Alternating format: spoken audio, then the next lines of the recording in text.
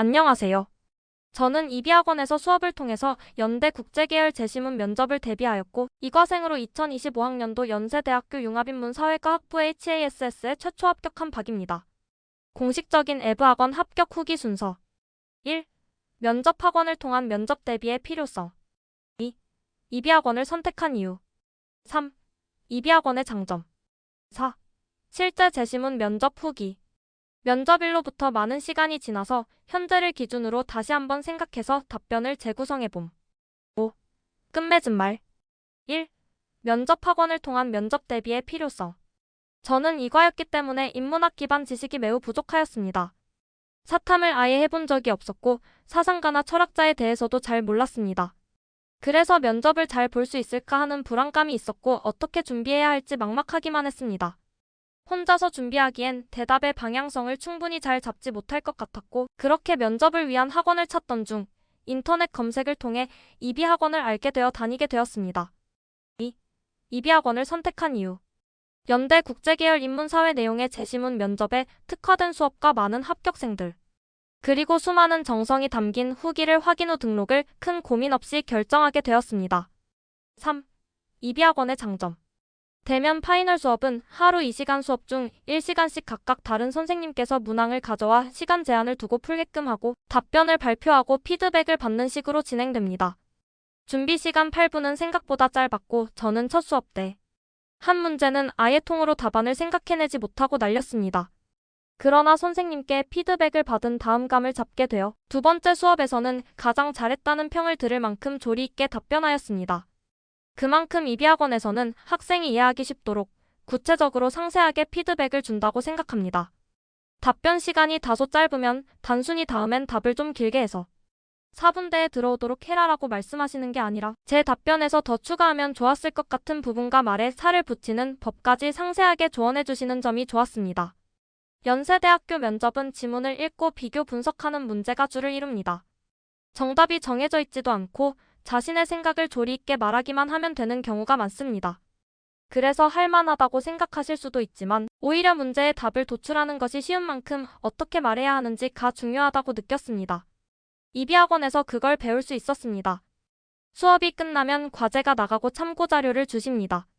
또한 파이널 클래스 인원이 6명으로 제한이 되기 때문에 이비학원에서 대면으로 수업하기 어려우면 자신의 집에서 줌으로도 수업이 가능합니다.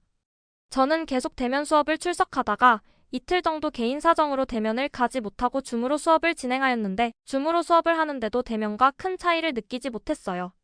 지방에 사는 분들이 계시다면 이게 정말 큰 장점 같습니다.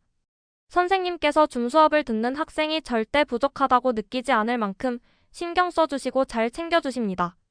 또한 재시문의 퀄리티가 굉장히 좋습니다.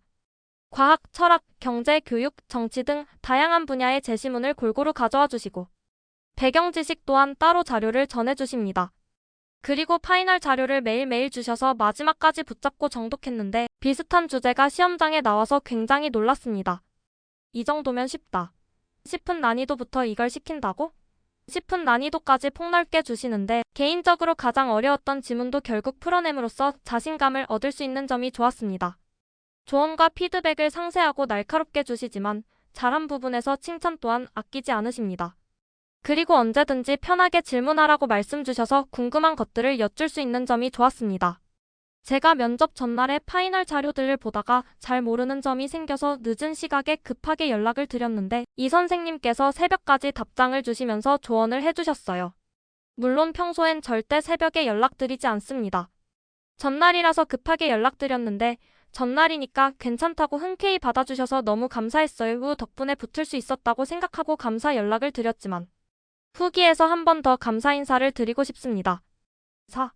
실제 재시문 면접 후기 면접일로부터 많은 시간이 지나서 현재를 기준으로 다시 한번 생각해서 답변을 재구성해봄. 당일 면접 문제는 사랑과 도덕을 주제로 4가지 재시문과 2개의 문제가 출제되었습니다. 재시문 가는 나를 사랑하는 것보다 혹은 그만큼이라도 남을 사랑하는 것은 어렵다.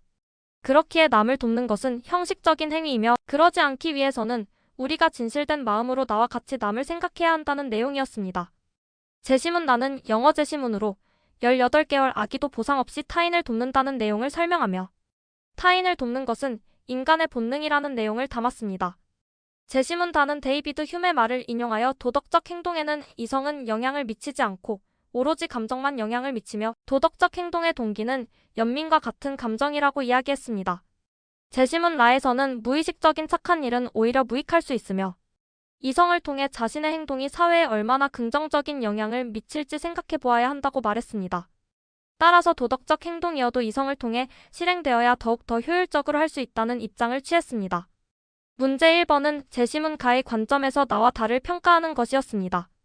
저는 가는 나를 올바르다고 평가할 것이라고 답하였고, 나 제시문의 내용을 조금 설명한 다음 자칫 형식적인 행위가 될 수 있으니 주의하고 진실로 남을 생각해야 한다는 점을 짚었습니다.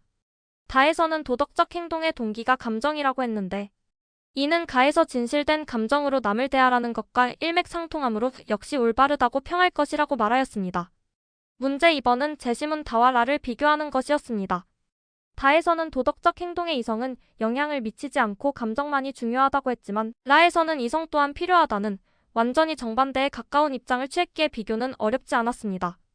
저는 이 둘의 내용을 요약하여 서술하고 비교한 다음 추가적으로 감정이 도덕적 행동의 기본 동기가 되어야 하는 것은 맞지만 이성 또한 어느 정도 활용함으로써 자신의 행동이 미칠 영향을 생각해보는 것이 바람직하다는 제 입장을 제시하였습니다. 5.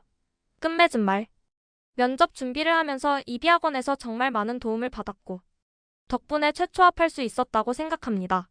최선을 다해 저희를 가르쳐주신 오원장님과 이비학원 소속의 모든 선생님들께 감사 인사를 드립니다.